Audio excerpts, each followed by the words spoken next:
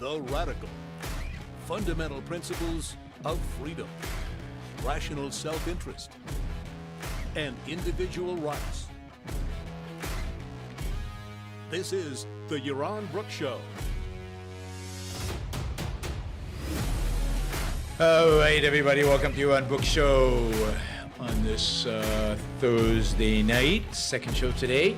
Hope everybody's doing well and having a great week and getting ready for a weekend, getting ready for a World Cup filled weekend. Lots of quarterfinal matches.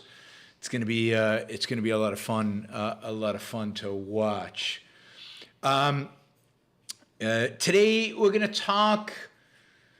We'll see how this evolves. This is going to be me riffing about more recent American history and kind of the events that have shaped the state of the world as we see it today. We're going to try to connect a little bit of military history, some financial history, and very much a global perspective, so a geopolitical perspective, the relationship between countries. You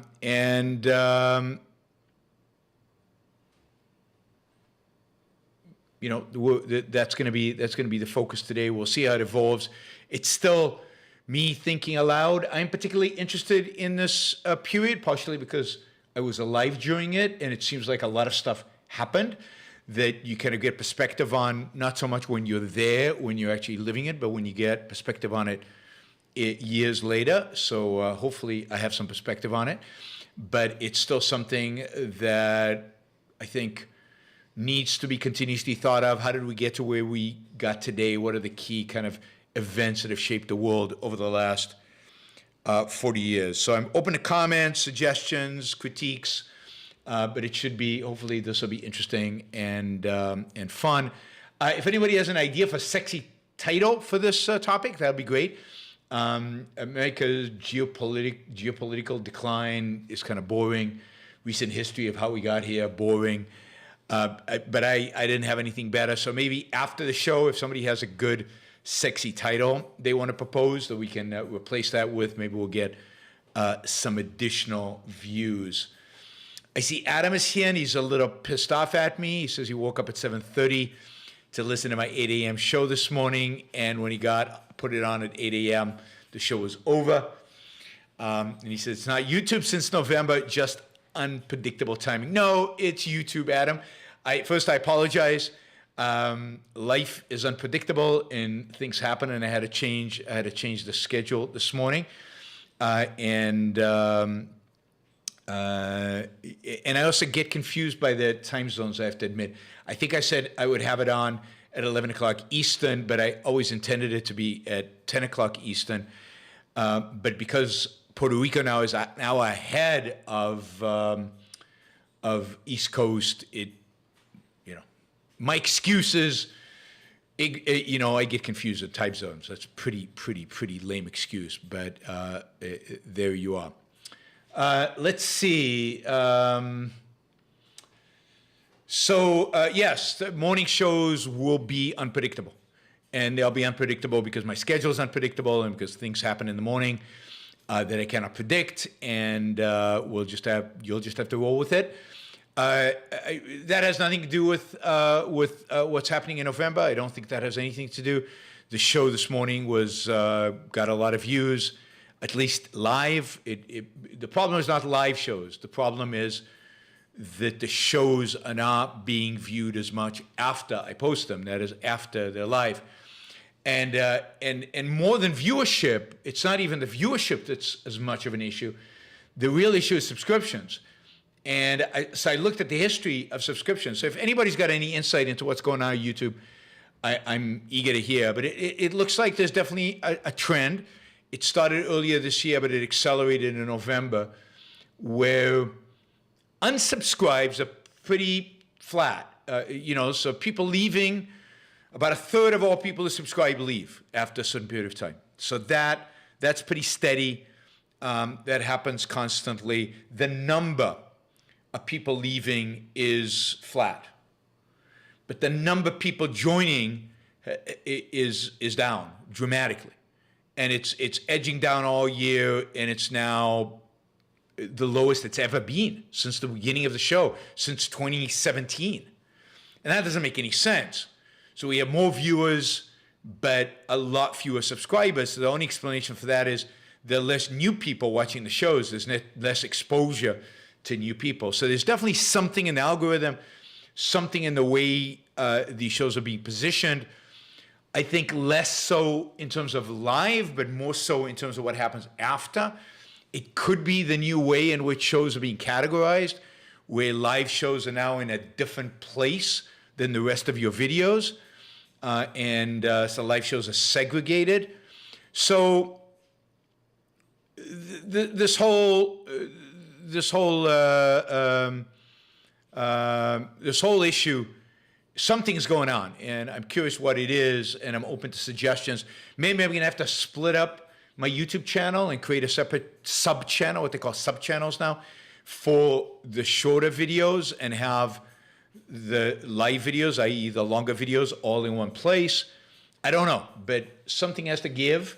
So if anybody has ideas, if there are any YouTube experts out there, if anybody who works for YouTube would like to contact me and let me know what the hell is going on, that would be great. It's very discouraging suddenly to see those numbers plummet, and I don't think it's content. The period of time where I got the most unsubscribes was the period around the 2020 election. Since then, non-subscriptions have been pretty consistent and predictable in terms of what happens when. I got a bunch of unsubscribes over the last few days, but then I was worried about that. But the problem is not the number of unsubscribes. They're pretty constant. It's that I'm not getting any new subscriptions. So I'm getting negative net subscriptions because I'm getting unsubscribes, which I always get, and then nobody adding. Anyway, that is the issue, and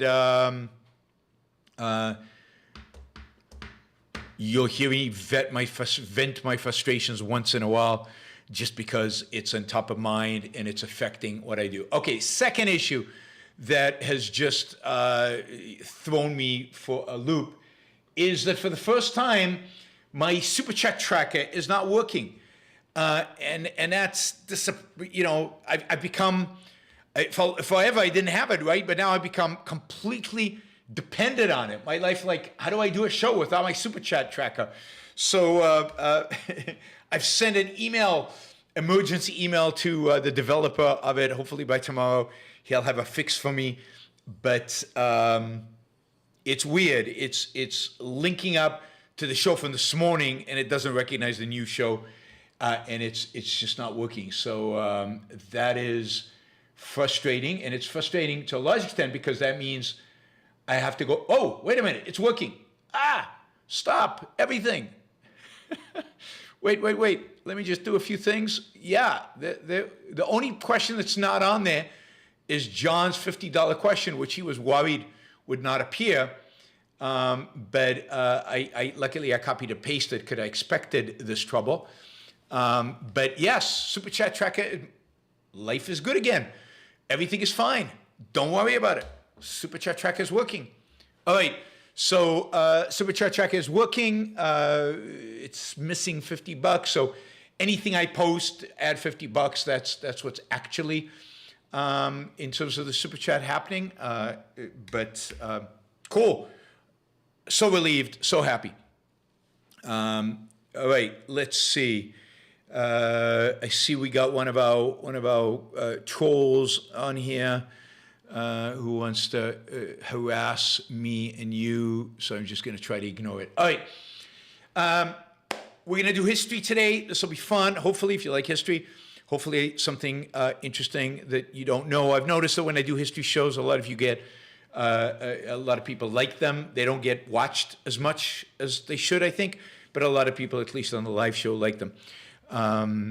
So let's talk about I think the last 50 years are super interesting to a large extent because I've lived the last 50 years. I kind of remember stuff that's happened over the last 50 years, but also because I think we've gone through a number of ups and downs in terms of America, its place in the world, and kind of the geopolitical state of the world. And really, I want to start today with a discussion. And one of the motivations for doing this, I guess one of my big motivations for doing this really, is that the left has completely captured the narrative, the storytelling, the history of the last 50 years. That is, almost everything I read about what happened over the last 50 years is told from the perspective of the left.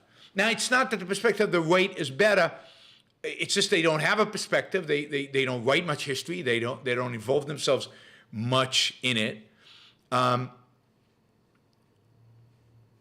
So it just is the history books, the history narrative, the economic narrative, the foreign policy narrative of the last 50 years are being dominated by the left, and maybe the narrative pre that has also been dominated. But again, we live in the present, and I'm familiar with the more recent past more than I am of the more distant past, and I can tell you that the story, the economic story and the geopolitical story of the last 50 years is told primarily from the perspective of the left. And I want to tell an alternative story. I want to tell a story that is not anti-American. I want to tell a story, and a story connected to facts. A story here is not fantasy. I want to tell the story that is from the perspective that's not anti-American, from a perspective that's not Keynesian or even Marxist, an economic perspective, a perspective that does not approach everything from an anti-individual rights. Why did everything go dark in here? All right. So power is out. That's weird.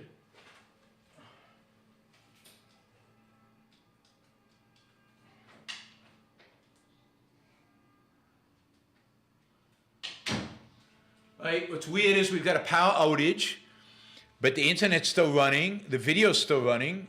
Now the power's back up.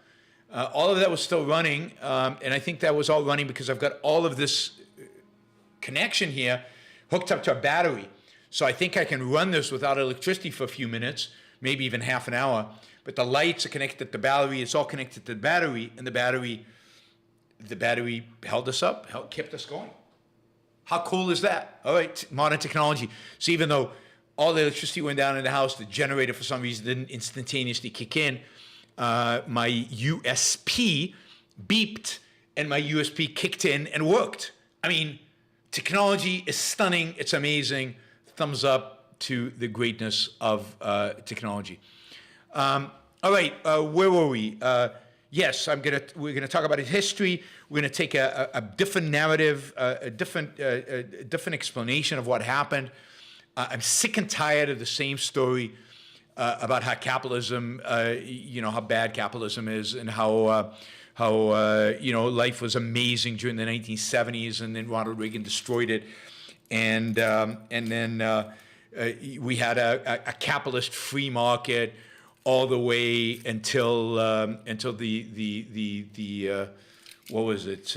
The great financial crisis that was caused by capitalism, and then Obama saved the world, and the only reason the economy didn't grow fast under Obama was because the evil Republicans didn't allow for bigger stimulus, and on and on and on. And you can do the same thing for foreign policy, of how awful America was, and we basically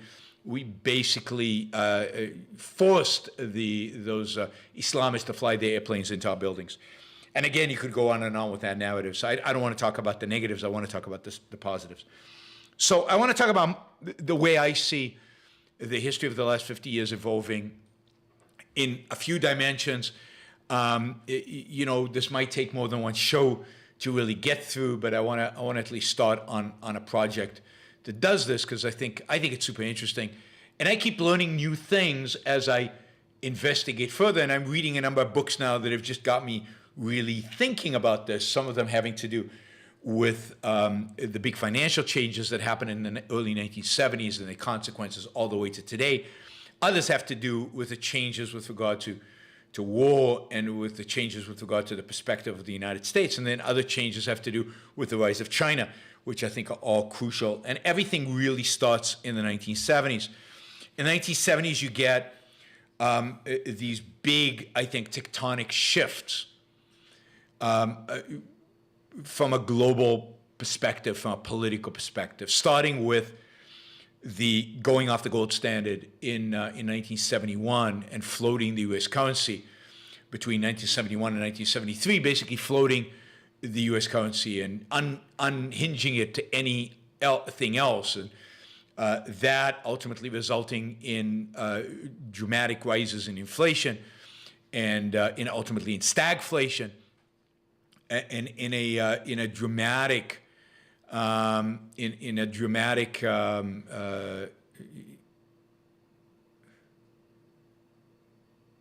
should do an American history course. Why? What did I say now? God. I should deliver an American history course. No, I couldn't do that. I'm not a historian. But anyway, we went off the gold standard. And what you got was a massive depreciation in the dollar, a massive decline in the dollar's purchasing power.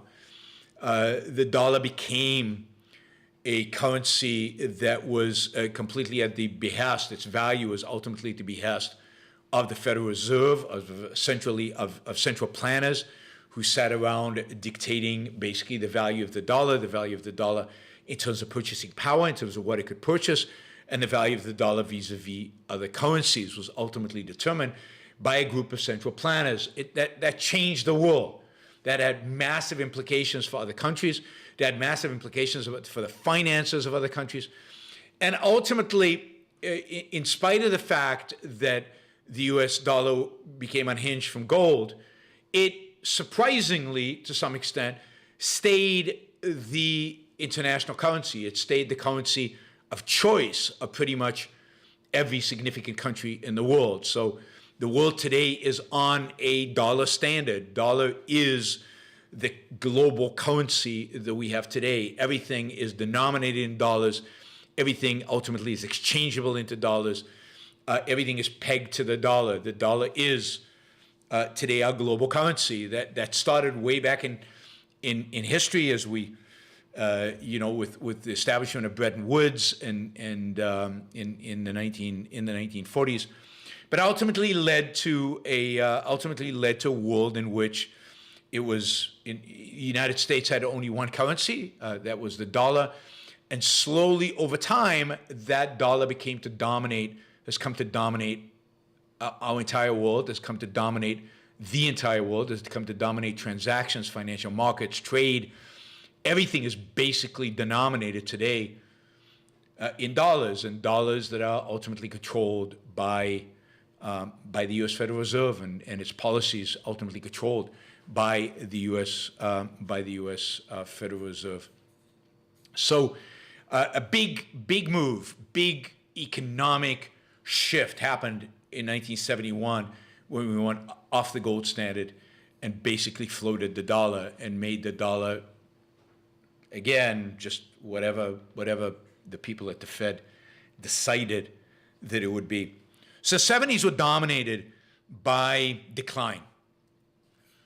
If the 1960s, America was still positive, there was still, there was still this idea that we'd won World War II, that we were a strong country, we were landing a man on the moon, technology was advancing, the economy was growing.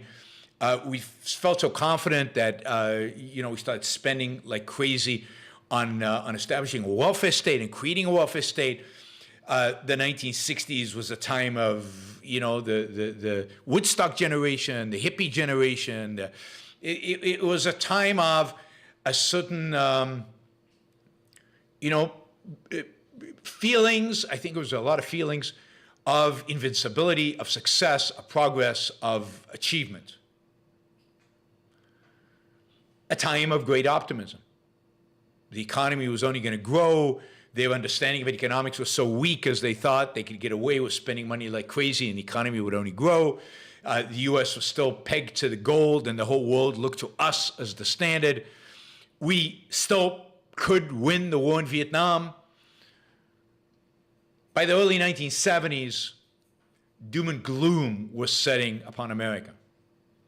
And in the 1970s were a decade of doom and gloom, darkness. Crime started spiking, inflation spiked. We had stagflation, so we had recession and inflation. We had very high unemployment. Every aspect of American life seemed horrible. New York City, the greatest city in the world, the financial center, the global financial center, basically went bankrupt, had to be bailed out. And it's not just true of the United States. The West generally was in decline economically. England was a horrible place, dark. The socialists had run it into the ground. They had destroyed the wealth that had been created over generations.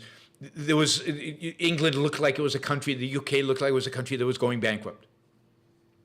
China was in the midst of a cultural revolution, or just coming out of a cultural revolution. It was still struggling to figure out what was next. It had just survived the deaths of tens of millions of people. It was still under the boot of Mao Zedong and communism. Most Eastern Asian countries were still poor, were mostly authoritarian. The world generally was dominated by authoritarian regimes. The Soviet Union was deemed to be a powerhouse, largest nuclear arsenal in the world, a military that people believed was the second most significant in the world, and given the American humiliation of Vietnam, maybe the most powerful military in the world. In a sense, the Soviet Union was ascending, and the United States was descending, and the West with it too. That was kind of the story of the 1970s, a story of descent, a story of failure, a story of darkness, a story of crime. On the trade front, the 1970s were a period in which the United States was losing at every front. I mean, the United States had, it was losing to Japan in technology, losing to the Germans on much of its manufacturing. The United States couldn't compete. Americans had invented the VCRs, and yet no VCRs were made in America. America used to make all the televisions in the world, or most of the televisions in the world, a dominant number of the televisions in the world, and then suddenly they were making no televisions. And the Japanese, primarily the Japanese and the Europeans, were dominating. The 1970s seemed like an era that was the end of American economic dominance. Government was growing. Government had grown dramatically during the 1970s and during the 1960s and the mid-1970s. Inflation, government intervention. In the Ford administration, they had this button say, "Beat inflation now," as if a button was going to beat inflation. I mean, it was pathetic. And America was in a pathetic state. So you could view as the 1960s as this period of out there optimism, rot underneath, but the rot had been there for a long time. The 1970s is decline, but what's interesting about the 1970s is as America's in decline, underneath it, there's some really positive trends happening. There's some really changing attitudes among Americans. There's some bad things happening, the rise of evangelicals and the rise of evangelicals and into politics.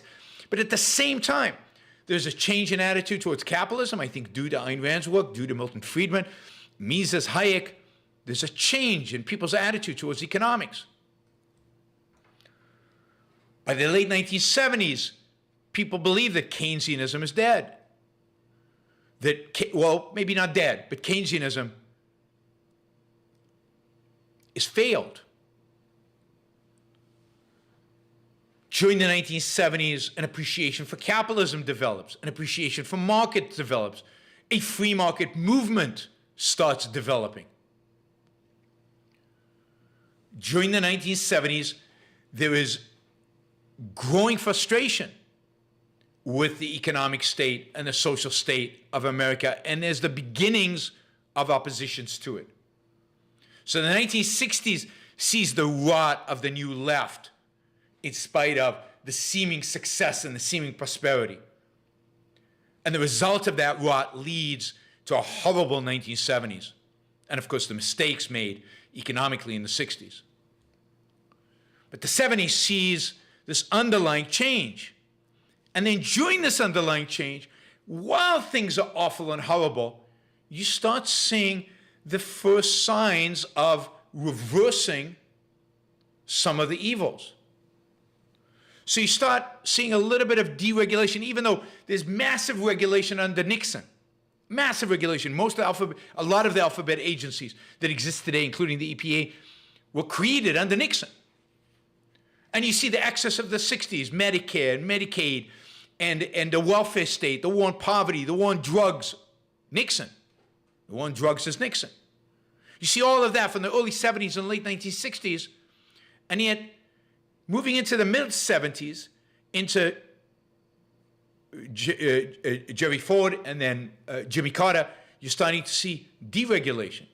You're starting to see government getting out of the way, deregulating broker commissions, deregulating trucking, deregulating airlines, deregulating other industries, more and more and more. And you're starting to see this trend towards deregulation. It doesn't yet appear in the economic numbers. The economic numbers are still doom and gloom and darkness and horror.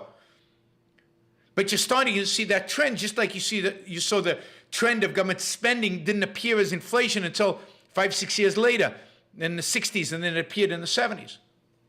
The same thing happened in the 70s with positive news, and of course the 80s flipped that. So in the 80s, again, you get a period of incredible optimism. Morning in America, Ronald Reagan called it. And really the 80s and 90s, a period of American ascent. Not just American ascent domestically, economically, which it was. You see the inflation being crushed. You see economic growth returning strongly. You see employment returning strongly. You see American businesses completely being restructured.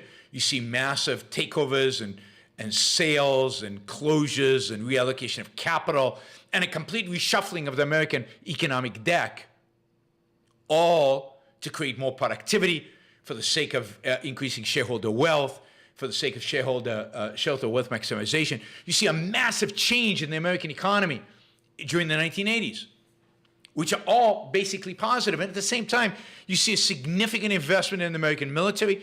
You see a dramatic improvement in the American military. One of the underrated things that happens in the late 1970s, but it starts in the 70s and early 1980s, is a recognition within senior people at the Pentagon of the importance of technology, the importance of semiconductors, the importance of integrating technology into weapon systems. And you see a real shift happening in the 1970s in the American military in changing the way money is spent, in emphasizing technology, DARPA investing heavily in future technologies and applying existing technologies primarily to missiles. So we went from Vietnam, where pilots couldn't hit anything, really couldn't hit anything. No laser guidance, no smart bombs, no cameras on bombs, no pre-programmed routes, no GPS. And even at the end of Vietnam, they were already applying a little bit of technology, a little bit of putting a computer in a bomb. And the hit rate exploded. But that was just the beginning. Now they were taking and they were shrinking those chips and making these computers smarter and smarter. Now they could put them into these weapon systems and create a whole new generation of weapons. And of course, nobody else could do that in the world. Nobody had the chips. Nobody had the technology. Nobody had the expertise on how to take technology and use it for weapon system, use it in war. What you saw in the 1980s was dramatic investment in the U.S. military. A lot of that went into smart, technologically advanced military equipment. The economy rebounded. Our military, in a sense, rebounded. The Soviet Union clearly was in decline in the 1980s, whereas in the 1970s, the CIA was writing reports about the Soviet Union was going faster than the US. So much for the CIA's knowledge. By the 1980s, it was clear that the Soviet Union was in decline. Petroska and the starting of the opening up of the Soviet Union was clearly its death. And really, the 1990s are the apex, the peak, really American dominance in the world, American success in the world. America's the richest country in the world. America's technology is driving whatever progress is happening in the world. American military is unmatched. We'll get to that in a minute in the world. The Soviet Union, not only has Berlin Wall fell, the Soviet Union has collapsed completely. Russia is poor, devastated, on the ropes. China is not yet a factor.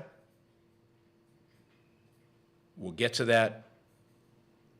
The 90s are the period in which the United States is the only dominant world power. It seems invincible economically and militarily. Now we'll get to why that isn't the case and what the flaw is behind all of that in a little bit. I'm going to go back a second to the 70s and bring in one other element, which is China. Because while Mao Zedong is still alive, he dies in 1976, and just at the time when the United States is starting to deregulate, in the mid to late 1970s, China is shifting policy.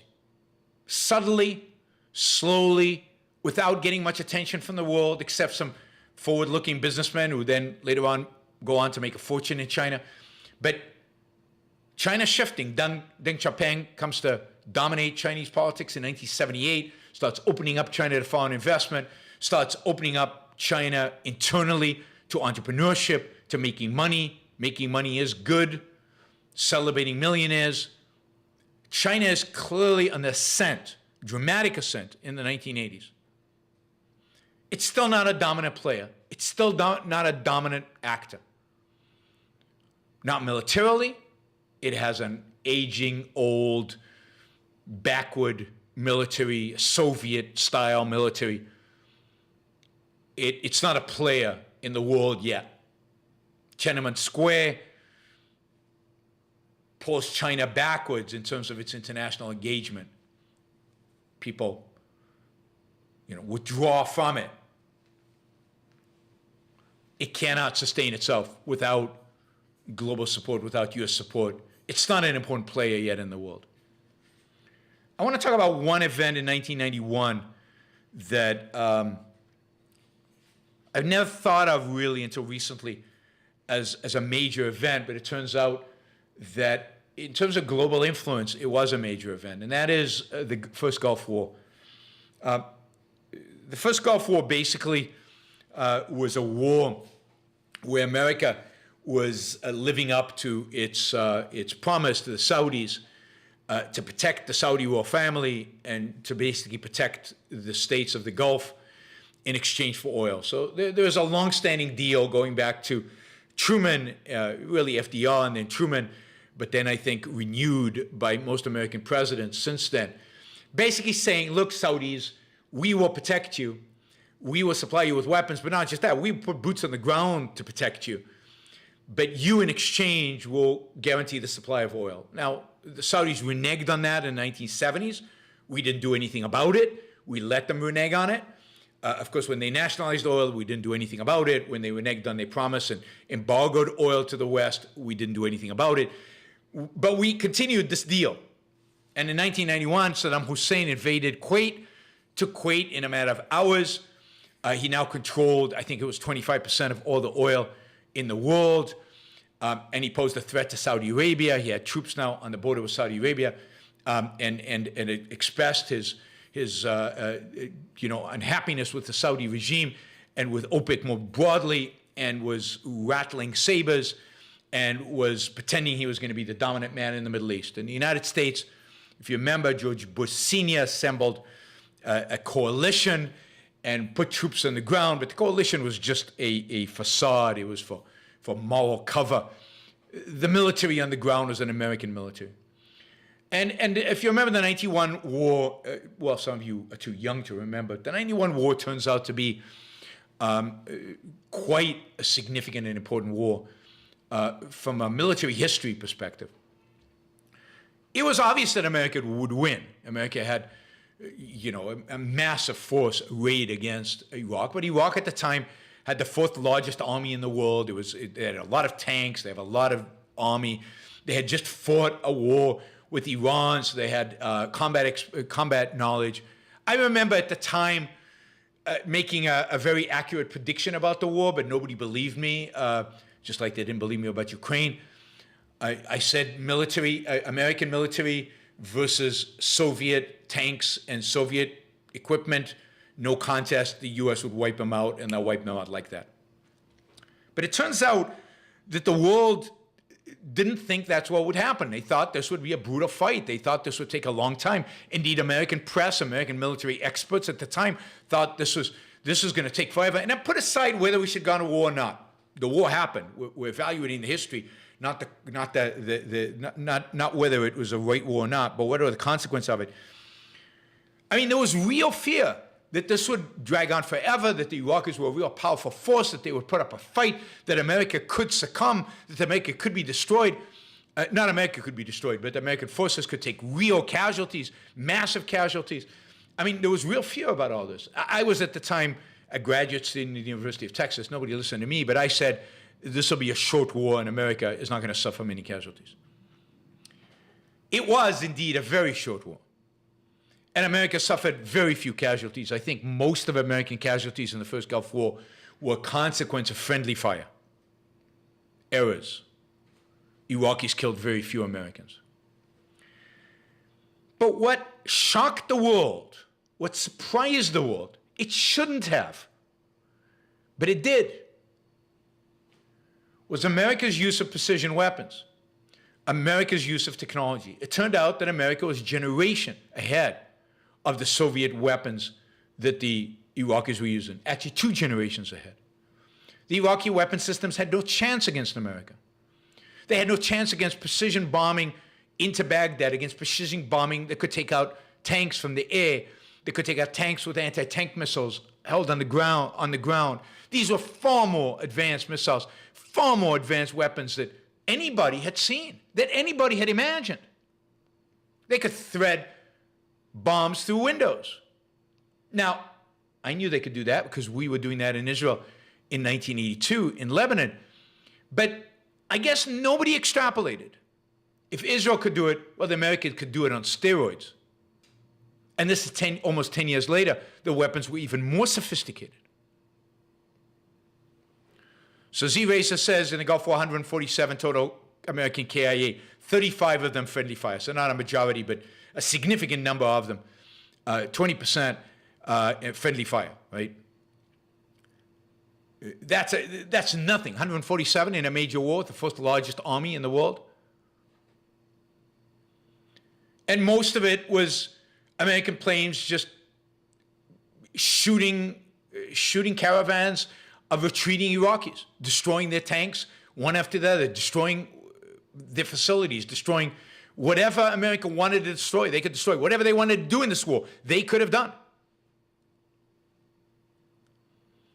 Cruise missiles. Nobody had seen cruise missiles in action before. This is the first war in which cruise missiles were used, and it blew the Russians and the Chinese out of the water. I mean, it shocked them. They suddenly realized that they were third-rate powers. There was only one power in the world. There was only one real global power in the world. Nobody came close. It's interesting that as a consequence of this, the Russians tried to integrate technology, but to a large extent doubled down on the old Soviet-style weapon systems and strategies. The Chinese, on the other hand, completely scrapped everything and started from scratch. That's why the Chinese military today is so much more advanced than the Russians, because they took technology seriously. And they started adopting technology directly into weapon systems starting in 1991. And as a consequence, today a much more formidable military force than the Russians, much scarier than the Russians.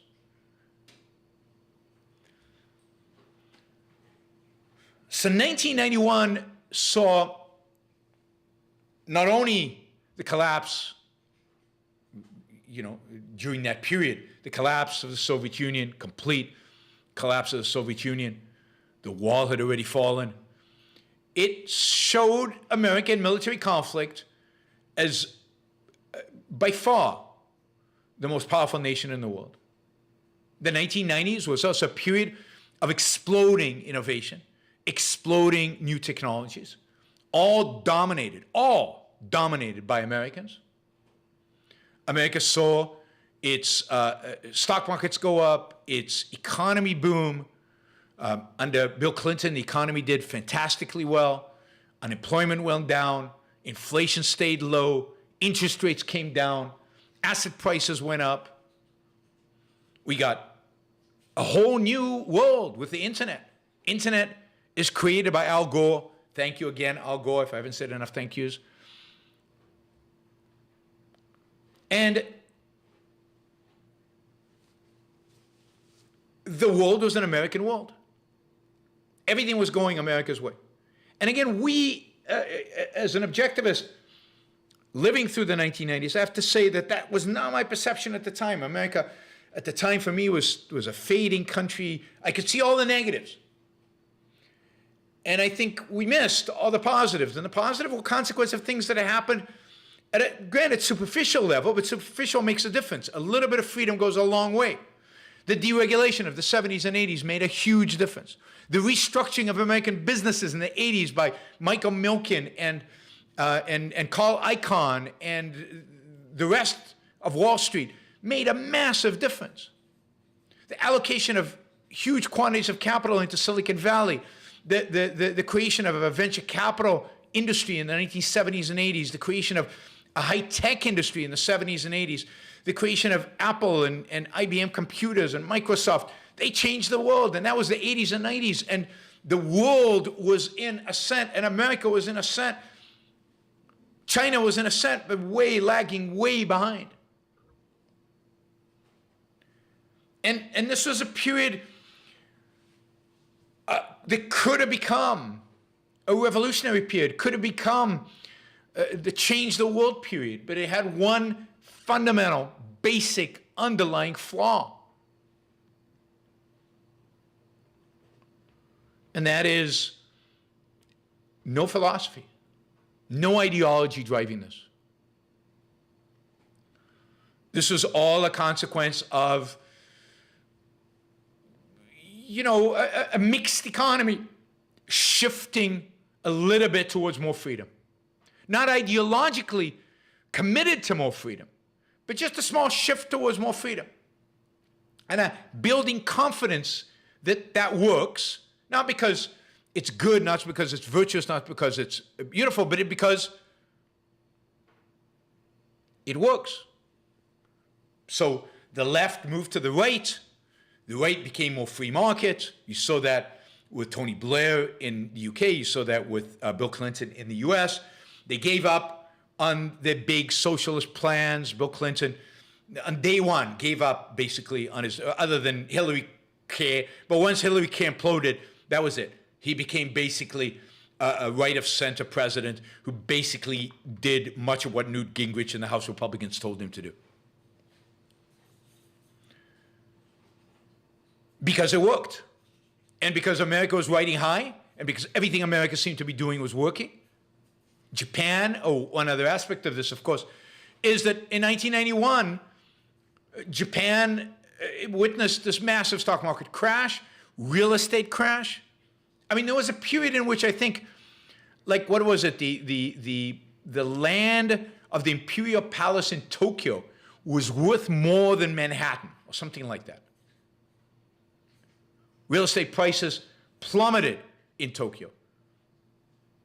Japanese company stock plummeted, while Japan continued to sell the United States cars and other things.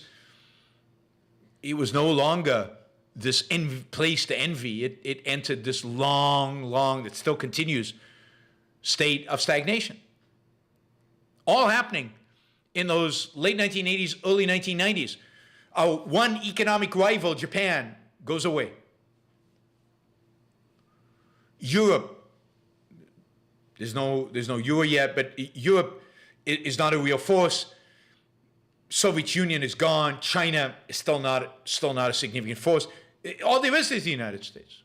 And yet, there's no philosophy. There's no ideology. There's just kind of a vague sense of meandering and stumbling from here to there, politically and intellectually, and not making any too big of a mistakes until we make them. Because since there's no philosophy, since there's no ideology, since there are no intellectuals there, using this great opportunity. Remember when the Soviet Union collapsed, Fukuyama wrote that famous essay about the end of history. Liberal democracy, the mixed economy had won. It was the end of history. Nothing else was going to happen because we'd won. Liberal democracy had won. But what was the liberal democracy? A mixed economy. An unideological, pragmatic blah, nothing, neither here nor there. A mixture of socialism and some freedom. This was going to dominate the world. This had won. And what had lost, well, the communists and the fascists had all lost. And there was a sense that they had lost, but it wasn't clear who had won. It wasn't clear which ideas had won. And this is the problem with the mixed economy. Mixed economy is going to do better than communism. It's going to do better than fascism. And it makes you feel great. It makes you feel invincible. But it's not good. And it's not sustainable. And of course, the event that brought America down to earth from the euphoria, in a sense, or its status in the 1990s, the status is easier to see after the fact than during. The event that brought it all down was 9/11. And of course, 9/11 was completely avoidable. 9/11 was a consequence of years and years of appeasing Islamists, of avoiding offending them, of not taking their threats and attacks seriously. And 9/11 showed America to have the greatest weapon systems in the world, to have the strongest and richest economy in the world, to be the only superpower in the world. And yet, to be impotent in the face of a bunch of cave-dwelling terrorists who hated civilization, hated the West, hated everything America stood for, and yet America could not defend itself, not intellectually, not morally, and ultimately not militarily. In 2001 is the end of that decade of American invincibility. It's the beginning of an Afghan war that we have to say we lost. 2003 is the beginning of an Iraq war that you have to say we didn't win, we ultimately lost. Middle East is no safer today than before. In spite of all the weapon systems, in spite of all the strength, in spite of all the riches, in spite of all the wealth, we couldn't stand up to a bunch of terrorists. We couldn't stop them, then we couldn't kill them. It took a decade to get bin Laden. And the Taliban, right back to where they are today. Back today to where they were back then. Nothing changed. Gave up trillions of dollars, the lives of thousands of young men, and nothing changed.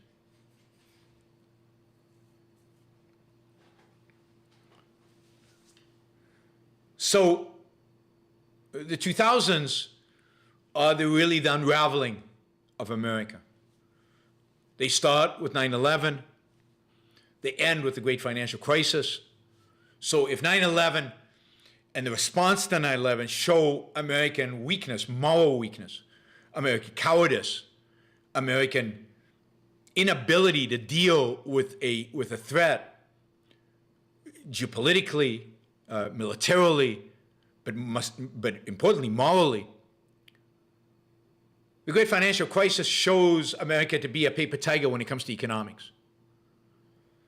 It shows that, from my perspective, we didn't go far enough in all the deregulations and all the lack of in freeing up the economy. But the way the world interpreted it, and still interprets it, is the great financial crisis was the result of too much deregulation, was the result of too much capitalism, was the result of American capitalism, and therefore it was the failure of American capitalism. So if American military prowess was in decline during the 2000s, American economics started declining in 2008. The perception of America as a giant economically starts to fade starting in 2008. And we still haven't recovered from either one of those. We're still suffering from the lost wars in Afghanistan and Iraq, our inability to stand firm. We're still, even more so, still suffering from the fact that we blame the financial crisis on capitalism, on freedom, on liberty, and have only increased restrictions in the economy, increased government intervention, increased government involvement. So what you get is a 60s rise, through the 50s and 60s rise, decline, sharp decline in the 70s, rise in the 80s and 90s, decline in the 2000s and 2010s. And that's the cycle being so far. It's a cycle of a mixed economy. It's a cycle of bouncing around from more freedom to less freedom to more freedom to less freedom. I fear, though, that there's no energy today on the more freedom side. And part of the reason for that is almost all of the interpretations of the history, almost all the stories of our history suggests that it was we did phenomenally well when we had less freedom, and we do badly when we have more freedom. That is, the interpretations are reversed. They tell us, for example, that we peaked. The left tells us that we peaked in terms of influence, in terms of strength, in terms of economic ability in the 1970s, which I think was was where we were at the bottom. And the 80s and 90s were what undermined us. And the 2000s were just the consequence of the undermining that happened in the 80s and 90s. And that, we are doomed as long as we deregulate, liberate our economy, as long as we are strong militarily. They don't want us to be strong militarily. We can be strong military. Look what it gave us. It gave us wars in Iraq and Afghanistan, and we lost. So,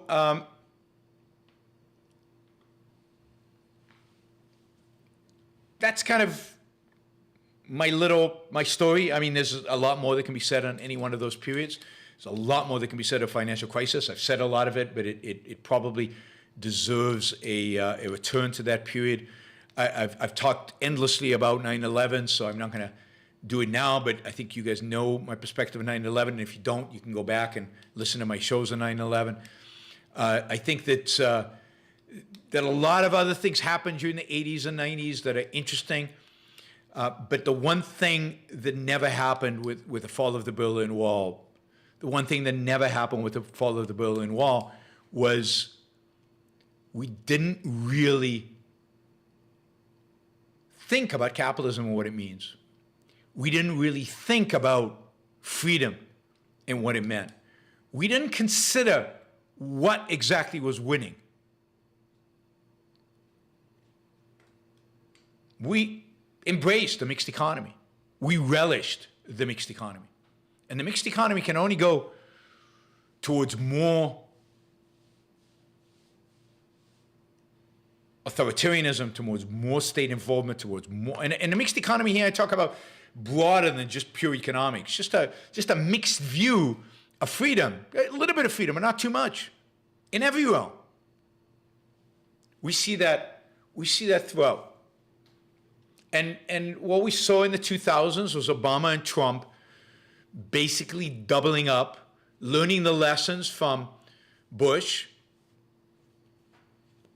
not to be strong internationally, and not to drive towards markets.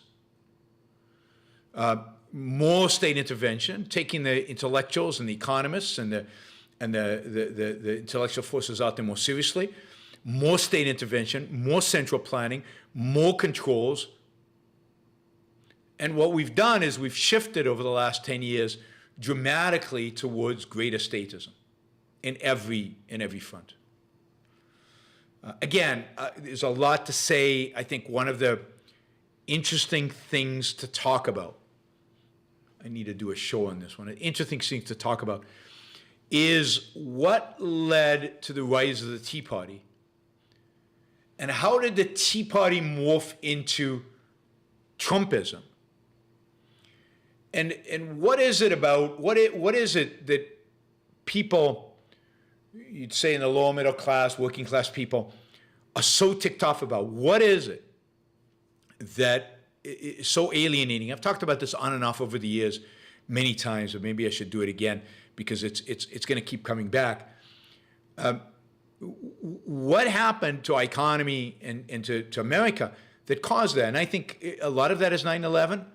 The deflating sense, again, the 90s were this period where we could do no wrong in some sense, and we were the superpower, and we were everywhere, and we were everything. And I think the 2000s completely deflated that. They deflated our self-confidence as in a sense, as a nation, as what America could do, as a military, as what our government can do to protect us. Suddenly, 3,000 Americans died unexpectedly, again, by a bunch of cave dwellers. And then the great financial crisis kind of annihilated our confidence in our economy.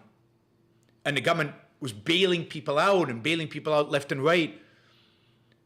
So cronyism was on the rise. Cronyism was everything, and this combination of the lack of self-esteem, of confidence in America's ability to defend itself, and now a lack of confidence in America's economy, I think, ripped this country to shreds and affected people in dramatic ways. And if you remember, the Tea Party was a response to the bailouts. It was like, it was a response not even to the bailout of the banks. It was a response to the bailouts of people's mortgages. I forget the guy's name on CNBC who looked at the television and said, how many of us are willing?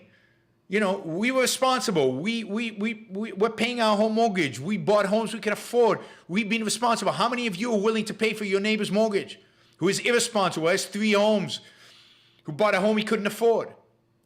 And Rick Santelli, thank you. And everybody said, no, I'm not willing to pay for that. It wasn't even the banks. It was your neighbor. It was pitting you against your neighbor because it was about redistribution of wealth, a massive redistribution of wealth. And that led to this, just people being super upset, everything that they understood to be right about this country. We didn't bail people out like that in America. Yes, we took care of the poor, but we didn't bail out our neighbor because they made stupid mistakes. We let them suffer the mistakes. And yes, we made sure they didn't starve, but we didn't pay for their mortgages. And then if you add on to that, again, the state of insecurity that resulted from 9/11 and just the general state of economic insecurity that the great financial crisis caused, you can see the beginnings of we've been betrayed, the whole system has to go, we need a strong man to fix things, we need a central planner to fix things, this is chaos, this is insanity. It's a swamp. It really is a swamp. Cronyism. People are being bailed out left and right. Keep your hands off of my Medicare. So it wasn't about limited government. It was really just an emotional frustration about the state of the world that led to the Tea Party. And because it was ultimately just emotional frustration, it wasn't intellectual, it wasn't principled, that led to Trump. And where are we today? I don't know. I don't think anybody knows. I think Americans are still frustrated. They're still upset. They get it that, following an incompetent moron is not going to solve their problems. But they're looking for answers. They're looking for solutions. The insecurity is still there. The getting out of Afghanistan the way we did not, make us feel confident about our military abilities or make us confident about the abilities of our government. The economy, if we go into recession next year, is going to be very traumatic. Unemployment has been very, very, very, unbelievably low now for a long time. That's partially because a lot of people just aren't looking for work. They'd rather play video games in their basement, or they retired early, or whatever.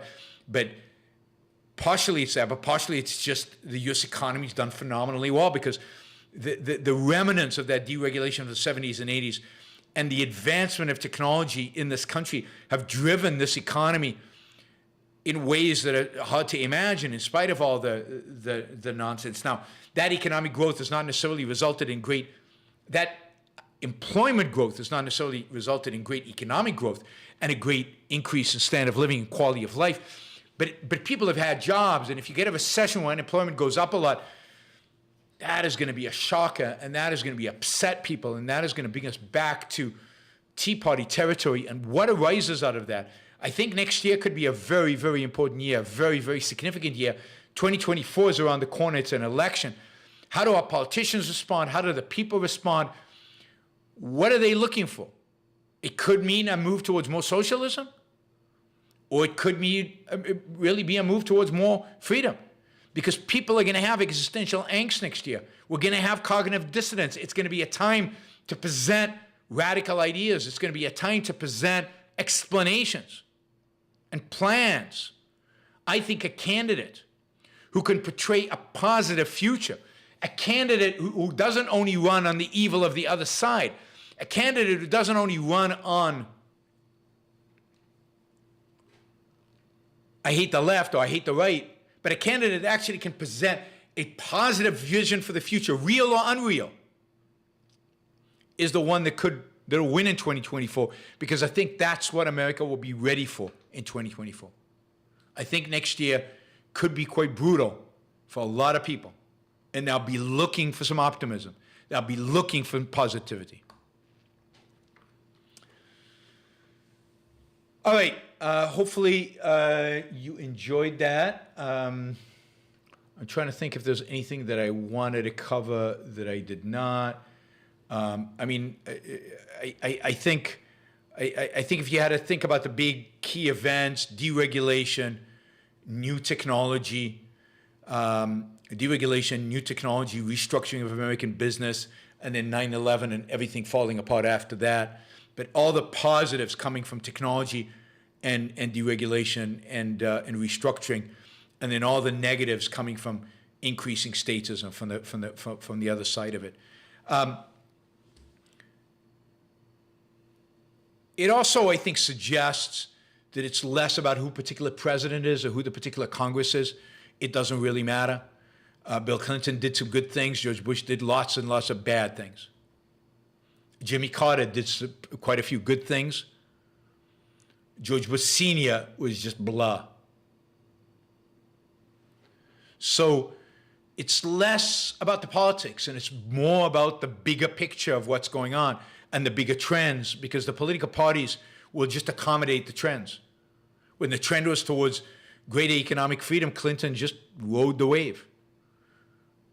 And then when the trend was towards we need to grow government because we need to get out of this mess, Bush, Obama, Trump rode that wave. And of course, beneath all this is the fact that philosophy is going nowhere. It's at a dead end. It's banging its head against the wall, from postmodernism to whatever else is out there. There's just no pro-man philosophy out there. There's just no pro-progress, pro-success, pro-human life philosophy out there. There's no set of ideas. I mean, there's no benevolence. And there's no individualistic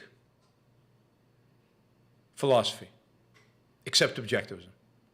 So it's all in the background of an intellectual desert. I mean, the leading intellectuals in this period are people like Paul Krugman. It's nothing. He's a nothing. He's a zero. Who else do we have? We had the neocons. Well, that didn't go too well, imploded in their face, and they're gone. They're still around, but as far as intellectual influence, they're finished.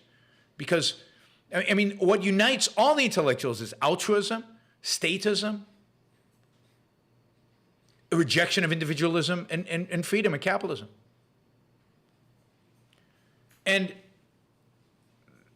so there's nothing, no intellectual firepower out there, meaningful. Right? And now we're seeing the reaction to the fact that there's this really void is the intellectuals of the right are becoming reactionaries. They're looking back, I guess, the Middle Ages.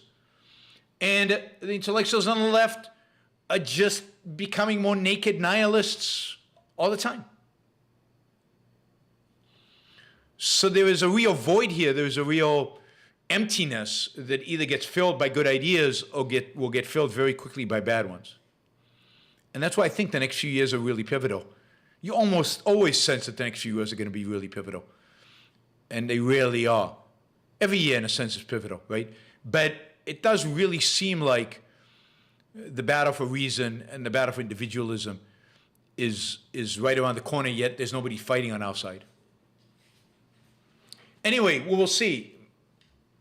Me riffing on the last 40, 50 years. I'm sure I'll do this again because this needs to be refined. Needs to be a book one day.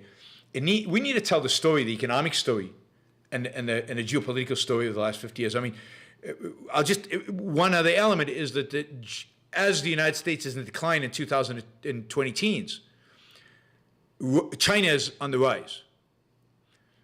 But what is going to cap China's rise, what is going to limit China's rise, is statism, is the fact that it refuses to give up the system that holds it back. It refuses to give up the system that by necessity makes it poorer than it should otherwise be. But China's rise is a fascinating story. And China, I think's decline is going to be a fascinating story. And I think we might witness in the decades to come China's decline, or at least China's stagnation. I think we're already witnessing it today. All right, we're going to move to the Super Chat section. We are about halfway to our goal, if you count the $50 question from John. Armin put in $100, so thank you, Armin. Really appreciate it. Armin asked no question. Justin put in $50 Australian. Great monologue. Thank you, Ron. Thank you, Justin. Really appreciate it. Okay, let's do a $50 question from John. He came really early, and he posted this question. So luckily, I saved it because it did not show up in the Super Chat tracker because it was somehow broken for a while there. All right, so we are about halfway to our goal. So yeah. Come on over, get us to the goal. A few $50 questions would be great. Let's see. So John says, how come everywhere I look on the internet they say deflation is worse than inflation? Is this correct? If it's wrong, are they all mistaken or are they lying? And if they're lying, what is the incentive for this to lie? I mean, some of them are lying. I love the show. Thank you, John. I mean, some of them are lying, but I don't think many of them are lying. And they're lying because what they don't want is a true free market. And in a true free market, you would have some deflation, and deflation by one meaning, we'll get to that in a minute. And so they want to, and in the 19th century you had deflation, and they would like to label the periods of deflation in the 19th century as Great Depressions, even though they weren't anything of the kind. It's easier for them then to justify their hatred of capitalism. So I think what motivates the lie is a rejection of capitalism, a rejection of freedom, a rejection of a proper monetary policy. But many of them are not lying. You see, deflation is a tricky concept. In a sense, it's tricky just like inflation is tricky. There are two senses of deflation. Deflation generally, in the popular conception of the term, is when prices come down, including, by the way, wages. In a deflationary economy, wages also might come down because the purchasing power of the money goes up. So you can buy more with less. But there are two ways in which prices can come down. There are two causes of deflation. And the cause of the deflation will dictate whether that deflation is bad or whether the deflation is good. Deflation can be worse than inflation. When the cause of that deflation is credit collapse, the inability of business to borrow money, the inability of a business to grow, the inability of entrepreneurs to raise money to start new businesses. That is, when the lending markets, when the capital markets collapse, money is sucked out of the economy. It sits on the bank's balance sheets. It sits as reserves. It's not being lent. There's no business activity. There's no economic activity. The economy collapses into what potentially could become a Great Depression.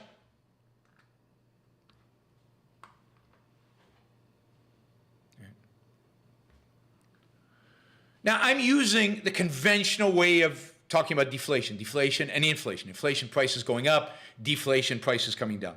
I'll talk about the proper view of deflation and inflation in a minute.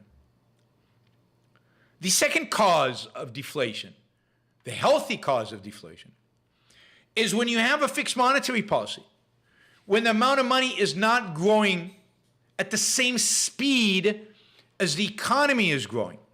If productivity is increasing faster than the supply of money, then prices will come down. But that's prices coming down for a good reason, because we're producing so much more. And prices are coming down in a way that raises our standard of living and quality of life.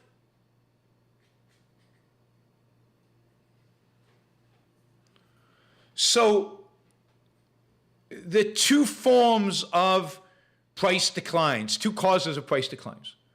One is a collapse of credit, which is a collapse of business, and it's not about weaning out the weak and preserving the strong. That in a free market, you would never get that. You would never get a collapse of credit on a systemic basis. There is no such thing as depressions in a free market. There is no such thing as a collapse of business in a free market. In that sense, this kind of deflation cannot happen in a free market. This kind of deflation can only happen when the Federal Reserve or some other policy causes banks, because gold is being confiscated, because the Federal Reserve is shrinking, is requiring much higher reserves, because they're shrinking the money supply artificially. So it can only happen through central planning. But when central planning causes credit to collapse, then deflationary causes, that credit collapse causes prices to drop, employment to disappear, unemployment to rise, in other words, and that is horrible, and that's awful, and that's worse than inflation. But the alternative to that is not inflation. The alternative to that is free markets. In free markets, there is no such thing as systemic risk. Systemic risk is brought about because of government involvement, primarily because of the Fed. The Fed is the systemic risk entity in the economy. It's kind of funny that the Fed is responsible for regulating systemic risk when they are the systemic risk.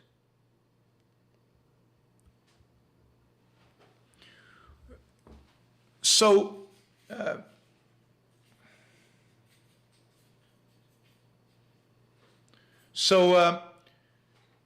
it's a complicated issue. Now, a proper understanding of deflation, which is the flip side of a proper understanding of inflation is not about prices.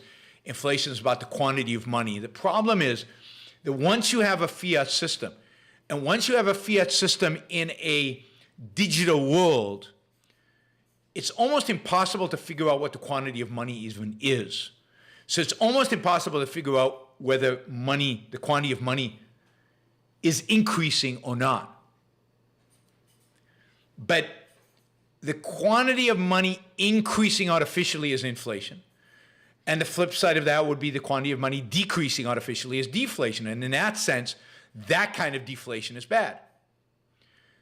But in the market, in the free market, there is no artificial. The quantity of money increases when more gold reserves are added, or whatever the reserve currency happens to be, whatever we figure out is the reserve money. When that money is added, it's added through production. It's added over time, and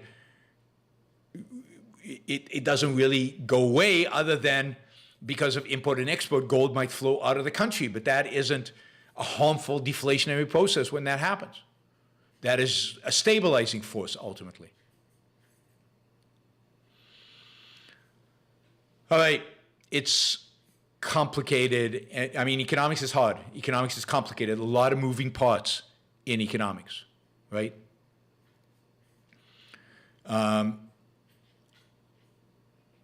Yeah, I mean, Z-Racer says, also CPI measures year-over-year increases prices, but it doesn't take into account natural price declines caused by increasing productivity. Yes, but it's just there's so many problems with CPI or any measure of inflation.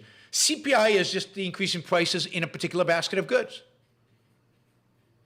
And they do try, by the way, in the modern CPI, the CPI as these used today, they do try to adjust the CPI for increases in productivity. So in price declines caused by price productivity. So they do take into account, for example, that a TV might cost the same as it did 10 years ago, but it's much better. And they adjust for that. Now, is their adjustment good? Is their adjustment bad? Is some economic adjustment that they make? The problem with all macro numbers, the problem with all aggregate numbers is they're not that meaningful. They're not that meaningful, yet our central planners can only run the economy on macro numbers being things like GDP or CPI, Consumer Price Index, or things like that, which from an actual economic basis are meaningless. All right, that was a very long answer, but John did put $50 into it, so he deserved it. All right, thank you, John, for the question. Thanks for the support. We are, as I said, about halfway, so still about $300 short, $320 maybe dollars short of our goal. So, chime in here. We're going to go quickly over these Super Chat questions, and in particular, 20 and plus questions, because I got a lot of $5, $10 questions. It's going to be hard for me to get through all of them. So let's shift now to 20 plus questions, $20 plus questions, so we can make our targets today. Okay, James says, can businessmen overpower intellectuals? We all give lip service to anti-enlightenment ideas to appease the intellectual class. Then we ignore them to pursue and indulge in the life-sustaining values of business and selfishness. Well, you can, up to the point where they take your money, they regulate you out of existence, up to a point where they don't teach your kids anything at school so that your kid can't take over the business because they don't know math, up to the point where all your kid is taught is nihilism, up to the point where they burn down your factory. So, yeah, you can do it for a while. But ultimately, the intellectuals, if they win, if they dominate the culture, that has a profound impact on your life that you cannot escape. That you cannot escape. You will suffer the consequences, whether you want to pretend you won't or not. And this is the argument of the businessman who says, leave me alone, I'm not involved in politics, just let me do my thing. But the reality is politics is involved in you, and you will suffer the consequences. And therefore, it is your fight. It is your fight.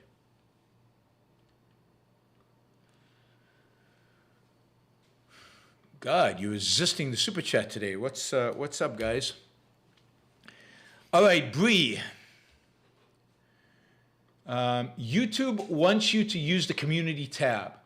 They're trying to make it like Facebook, so promote your show there. I tried this today and got 3,300 views and plus 12 subscribers. For reference, my last video had 1,100 views. So I don't know what the community tab is. All right, I'll check it out. I'll try to find the community tab and figure out what's going on there. Thank you, Bree. I really appreciate that. Yeah, anybody who's got ideas about what's going on with YouTube, let me know.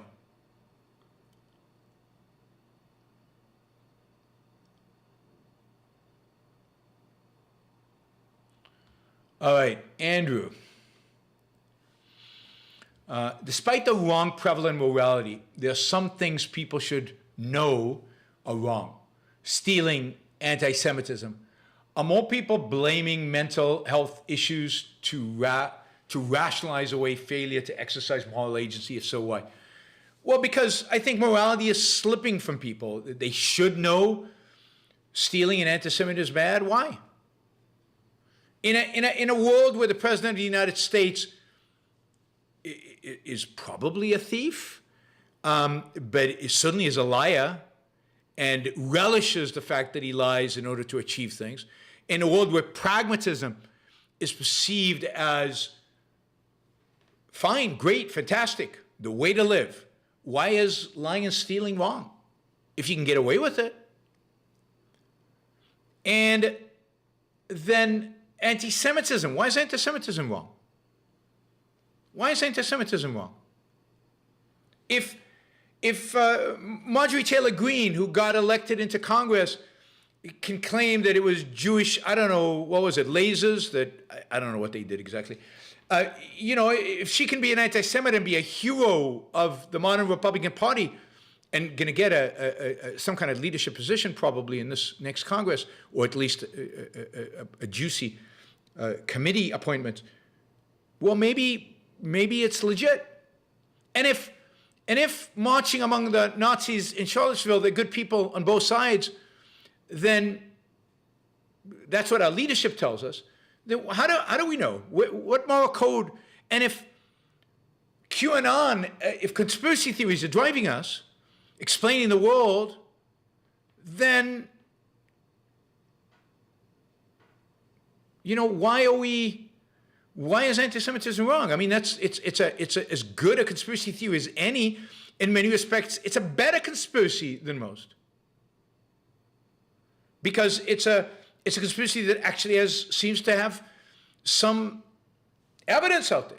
Jews in power, they're all over the place. They're bankers. They're everywhere. Why aren't they controlling the world? They should be.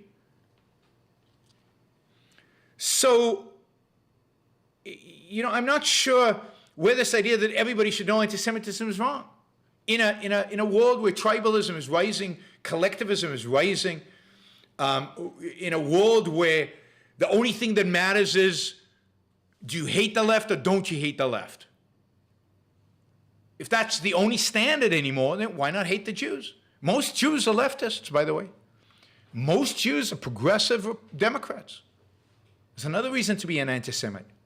So I think the moral standards collapse. Agency collapses once you lose individualism. And the country clearly, over the last 10 years, has been moving away from, it has for the last 100 years, but certainly over the last 10 years in dramatic fashion, moving away from individualism and towards bigger and bigger and bigger, more and more and more tribalism. So, no, it doesn't surprise me at all. Anti-Semitism will always rise in periods like this, will always rise in periods of great uncertainty and of when individualism is in decline, individualism is getting rejected. And it's on the left and it's on the right. Individualism, anti-Semitism is everywhere. And it is everywhere. It's on. Hey, it's on my chat by people who think they agree with me on 90% of the stuff, but I'm still too Jewish or something. Right? So it truly is. So morality has no. I mean, morality, right? I mean, think about the Nazis. They knew stealing and anti-Semitism were wrong, and then suddenly they didn't. They knew slaughtering people, murdering people was wrong, until suddenly they didn't. Once you abandon reason and individualism, once you get caught up in a collectivistic fervor, anything goes. And agency, moral agency, individual moral agency is out the window. I mean, think about all the truly horrific things people have done and supported in human history when they should have known better. Over and over and over again. They should have known better.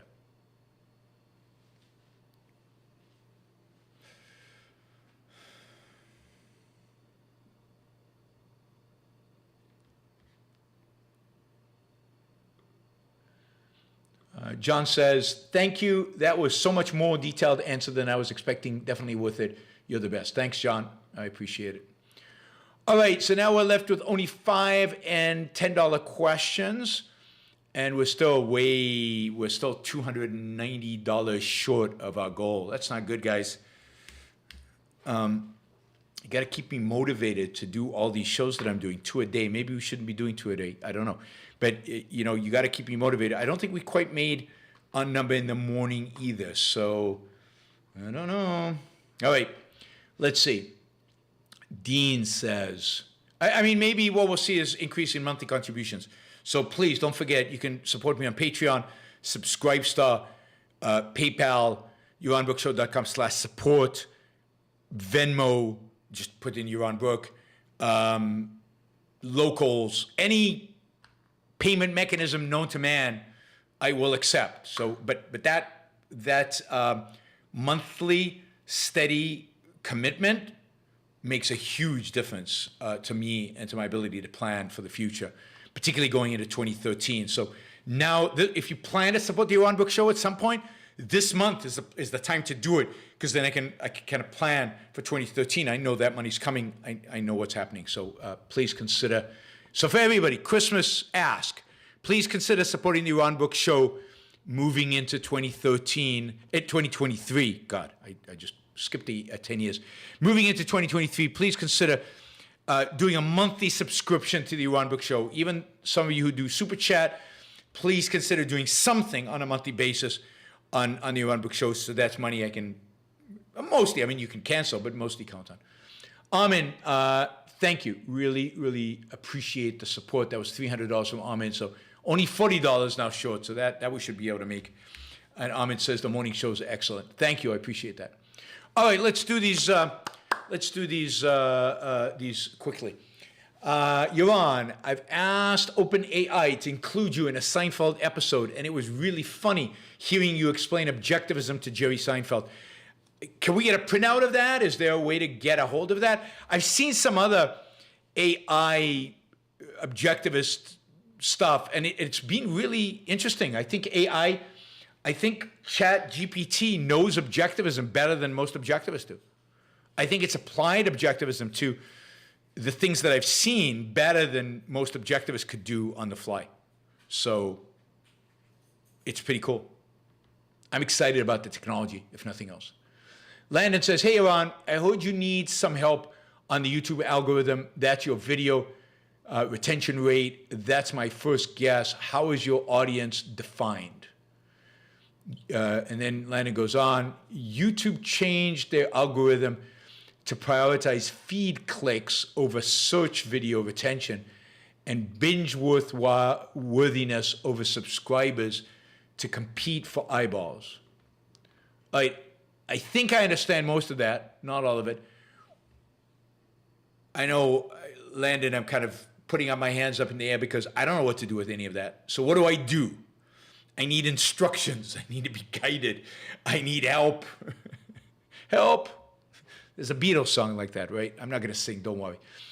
All right, so Landon, if you have ideas, please email me them because I'm seriously looking for significant help on how to make get YouTube back to where the way it was. I mean, we were chugging along nicely, particularly last year, but also parts of this year, and just all gone to hell. All right, and literally, my subscribers are going down. Not just for a day, but going down for over periods, and that's unusual and unnatural.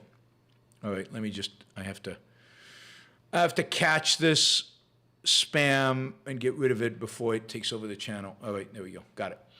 All right, Daniel says, do you still do the number 1 minute videos? I know those brought in a lot of views. So I did them early on, and they brought in huge views, huge numbers of subscribers. Some of them went viral, hundreds of thousands, and then they did a little worse, and then they did a lot worse, and now they get nothing. They go out, we get, I don't know, a few hundred, maybe 1,000 views, and that's it. And I don't think it's the quality of the short videos has changed, but again, the algorithm was upgrading them initially and has been suppressing it since. So, I don't know. We're looking for, and now I know Christian's publishing a lot of short videos, not short, not 1 minute ones, but like 5, 6 minutes. Like he's doing 2 or 3 a day. Is that good? Is that bad? If we do that, should we now, maybe now that we've got a big enough channel, should we spin it off and do it on a sub-channel, on a different channel, just for the shorts, and keep the main channel for these live shows? Any kind of advice, any kind of thinking anybody has, and if somebody knows somebody at YouTube who can help with this, that would be phenomenal. So thank you, guys. Paul says, objectivism debates Chat GPT. There's an interesting video you're on. Do it with Greg and Ankar. How cool would that be? I mean, my fear is Chat GPT is so impressive, it might win. All right, we're getting some super chats. Look at this. Len says, reading dim, I think only path to save West is discovery in physics lab, invalidating Heisenberg uncertainty principle and D2 science soon. No, there's plenty of people that have invalidated the Heisenberg uncertainty principle in terms of its philosophical meaning. There's plenty of theories to explain quantum mechanics in a this worldly way. The problem is not quantum mechanics. The whole issue is reversed. The reason people interpret science the way they do is because of the bad philosophy they hold. And you've got to reverse that. Now, what you need are great scientists who can then attribute their great scientific discoveries to objectivist epistemology. That's what you really need. Colt says, your morning show, you added to what I was saying on why the Roman Empire fell. There's just one problem. I didn't say the Roman Empire. I said the Roman Republic. I noticed a lot of similarities of both republics' decline. Yes, I think that's right. Sorry, I didn't notice you mentioned the Republic. But yes, there were a lot of similarities between the Roman Republic's decline and the American Republic's decline. There's no question. Less excuses for the American one, because we had better ideas. We had the Founding Fathers and we had the Enlightenment, which the Romans did not have. They had Greece, but Greece didn't really have good ideas when it came to politics, not really thought out good ideas, whereas the founders in the Enlightenment did. So we have a lot less excuses than they did. All right, let's see, where are we? Jason Adams says, why, unlike Europe, are there so many still retail banks in the U.S. all doing the same basic uncreative stuff? Oh, this is like my number one area of expertise in the world.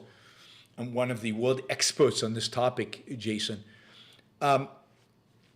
Basically because the American regulatory environment from the founding of America until 1994 made it almost impossible for banks to have, in some cases, more than one branch, in other cases, to leave their state, to merge, to consolidate, to cross state lines.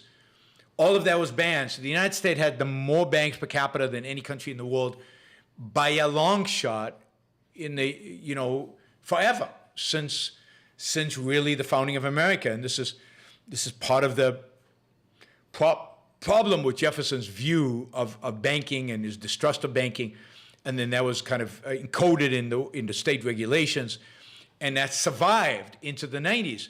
And one of the major pieces of deregulation passed in the 90s was in 1994 when Congress passed a law that for the first time in American history allowed banks to merge, allowed banks to cross state lines and build branches any way they wanted. For the first time in American history. Do you know the Bank of America was a bank that had branches in California only for most of its history? It was called Bank of America. It was really Bank of California. And then it managed to get a few branches in Nevada because they had some reciprocality agreements in state law and maybe in one or two other states. It only became an American bank, that is a national bank, when North Carolina, NCNB, North Carolina State Bank, then became Nations Bank, actually bought it after 1994 for the first time to be able to create a national bank. If the United States had 17,000 banks in 1994, something like that, today it has 5,000 because of consolidation. We're heading towards having a lot fewer banks, a lot fewer retail banks. It's just going to take maybe 20 years because of regulations, because of controls, but because we had so many, it just takes a long time to get rid of them. That is to buy them out, to consolidate them, to have them go bust. So that process of consolidation just takes time. There's just no other way around it. And a lot of bankers are very comfortable running their little banks and they don't want to sell, and they just make money off of older people. Young people don't use their banks, but the older people do, and they'll survive as long as the old people survive. But over time, the U.S. will get rid of those retail banks, but it could take 20 years, at least. At least. It was never the Bank of Italy. It was founded by an Italian, but it wasn't the Bank of Italy. It was the Bank of America. It was founded in California. Michael says, my professor said we dropped atomic weapons in Japan instead of Germany because the Germans are white like us. I find that primitive explanation hard to buy. It's historically ignorant. The atomic weapons were not ready for Japan. Sorry, not ready for Germany. Germany had already been defeated by the time we dropped the atomic bombs on Hiroshima and Nagasaki. Germany was crumbling quickly and easily. It didn't require atomic bombs. Japan was holding out. An invasion of Japan was estimated to cost 1 million American lives, potentially, and many, many million Japanese lives. It had nothing to do with being white or not being white. And it's ignorant just of the timeline. And just a simple timeline, it doesn't match up. It's just stupid. Andrew says, thanks for a wise answer to my question. You're ruthlessly philosophical when I want the psychological. You always do, Andrew, which I respect. But what do you think of mental health and moral agency? Do you accept that Kanye can control himself? I don't know. I think it would be ridiculous for me to try to diagnose Kanye West when I've never met the guy and I know very little about him. I just don't know. He could be completely sane and just crazy ideologically. He could be manic depressive. He could be, I don't know. I mean, I don't even know really what manic depressive is or schizophrenic. So it's out of my field. So it could be just people trying to excuse and try to deny him agency. It could be his agency, right? If you listen to his show with Lex, the guy's nuts. I watched Kanye's interview with Lex Friedman. The guy's nuts. Now, is he nuts because he can't think? because he's corrupt ideologically, which causes you not to be able to think? Or is he nuts because there's some real chemical imbalances in his brain that is or is he nuts because he was beaten as a kid? I don't know. So, I mean, I'm not a psychologist, and armchair psychology is very dangerous. So I have no clue. I'm willing to buy the explanation that he's bipolar, but clearly Nick Fuentes is not bipolar. But is Nick Fuentes nuts? Yeah, he's nuts, but he's responsible for himself being nuts. Is Kanye West responsible for himself being nuts? I suspect so, but I don't know. Beware. I mean, there's a reason why I don't completely answer the psychological questions, because I'm not a psychologist, particularly when it's about psychologizing somebody else. I mean, in theory, I can maybe answer some questions, but when it's what is this person suffering from, I don't know. Michael asked, do you recommend investing in lithium stocks? All my super smart near friends are doing it. I don't know. Are they expensive? Are they cheap? You know, who are the entrepreneurs? Who's the management? Are they good? Are they bad? Do you know something about lithium that the rest of the market doesn't know? Do your friends? Have your friends got insight into the future that the market doesn't have? Because if your friends don't, then the market's probably priced the genius investment that is lithium already in the stock price. And it's already priced in this little upside. On the other hand, they could get lucky. On the other hand, maybe they do know more than the market does. I don't know. I don't make stock investment recommendations because you can't tell by saying, should I invest in what? And then I'd have to study it. I have to research it. I have to look. What's the price? What's it based? Do I think I know more than the market? Are there benefits of objectivists being published on pro-Trump publications? Is it not worth being associated with them? Not worth being associated with them, period. No, no, no, no. There's no value there. There's no there. I mean, I guess it depends. Do you consider Fox a pro-Trump publication? I guess so. It's valuable to be there. But if it's a Trumpist publication, either the Make America Great Again journal, then no. If it's just Fox, or if it's, I don't know, what's his name, Glenn Beck show, or if it's individuals or shows that are generally pro-Trump. But if they've bought hook, line, and sinker into the Trump's agenda in every aspect, and their banner is Trump, then no. But if it's just a general media outlet that happens to be pro-Trump, then yes, absolutely. Ian says it would be interesting to cover a history of how the left recovered from the craziness of the 60s and 70s, then the fall of the USSR, to being successful in the 90s and 2000s. Well, they weren't. Politically, they really weren't successful until the 20-teens. And I think that's because they had been discredited so badly. They lost in the 80s, they lost in the 90s, and they lost in the 2000s. Obama was the first real leftist president since Jimmy Carter, or really since Truman, to some extent. Jimmy Carter did so many good things, it's hard for me to view him as that bad. So I'd say it starts with Obama, and of course I will say that the reason for that, and I can't trace it, is the impotence of the right. Again, the 1990s was the great opportunity to present an alternative to communism, to show what actually worked to defeat them, to show why America was great, why America was the top of the world, and to keep it there. And it is the right that failed and created a vacuum into which the left returned.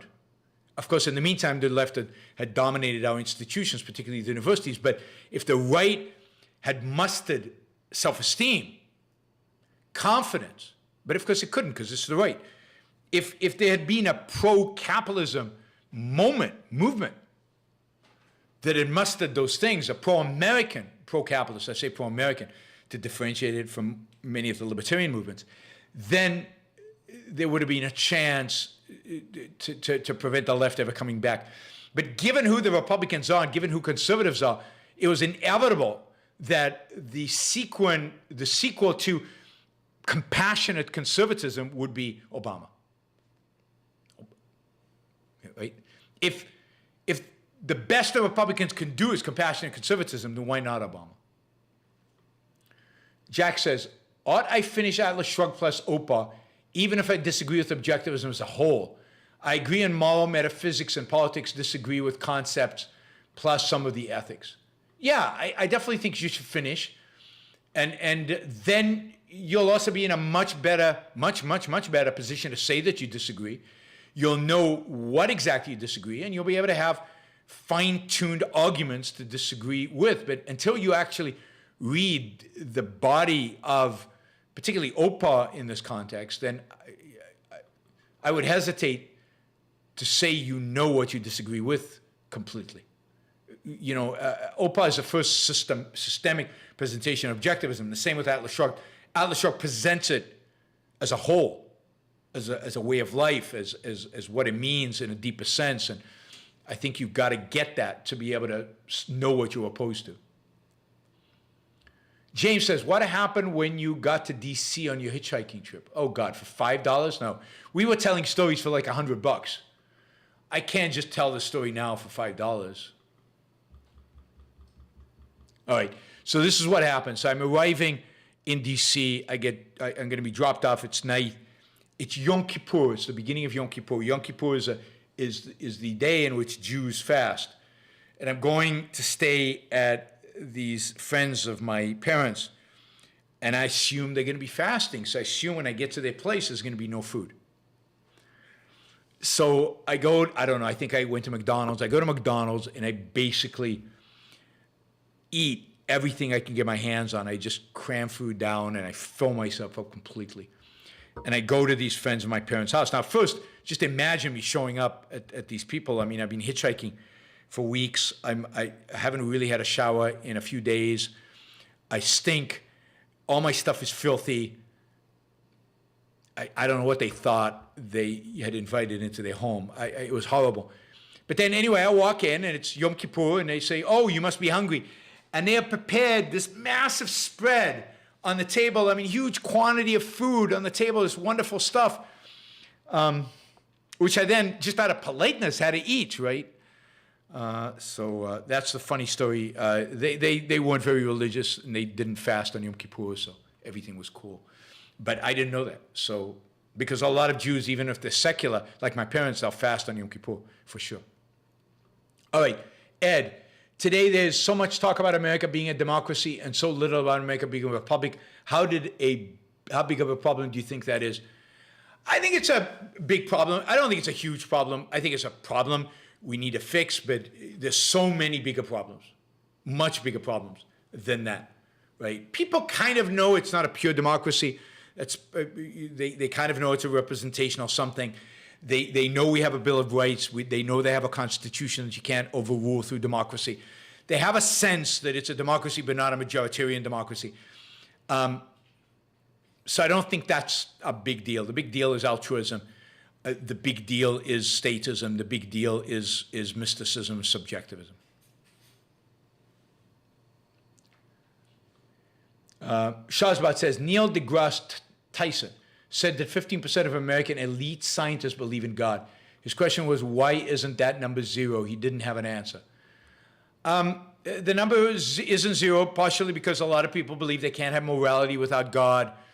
A lot of people are confused epistemologically, and they compartmentalize epistemology. I mean, most of the great scientists in the past were religious people. Newton is a good example. But there you go. I mean, the ability of people to compartmentalize is pretty amazing and tragic. It's sad that so many scientists believe in God. Have you ever watched Christopher Hitchens' YouTube video on debating objectivists, a man who was pro-reason yet was a Marxist? Well, he became less of a Marxist over time. And as he became less and less of a Marxist, he became more and more pro-reason. But it's because he was inclined towards reason, it's why he ultimately abandoned his Marxism. All right, thank you, everybody. We blew away the goal. I really appreciate that. We're close to $800. So thanks, everybody. Thanks for the support. We'll have another show tomorrow morning. I'm not promising what time. Oh, what's happening tomorrow? Tomorrow I'm giving a lecture at a crypto conference. So tomorrow I am speaking at a crypto conference. Ayn Rand never said monogamy was necessary for morality. I don't know where that comes from. So tomorrow I'm speaking at this conference. Okay, I expect that tomorrow's news show will be at 11 a.m. East Coast time. It might be 11:15 or 11:30. It depends really if my talk is on time at this conference, and if it's on time at the conference, and then if how long it takes me to get back and all of that stuff. So worst case scenario, it'll be at 12:30 East Coast time. But again, it's going to be a moving target because my life is a moving target and there's nothing right now I can do about it. All right, guys, I'll see you all tomorrow, or we'll probably have a show on Saturday. Probably Saturday night because I want to watch the soccer, the football on during Saturday. So probably Saturday night. So it's a conference here in Puerto Rico. They invite me every year. I spew my skeptical stuff about crypto and they keep inviting me back. So I keep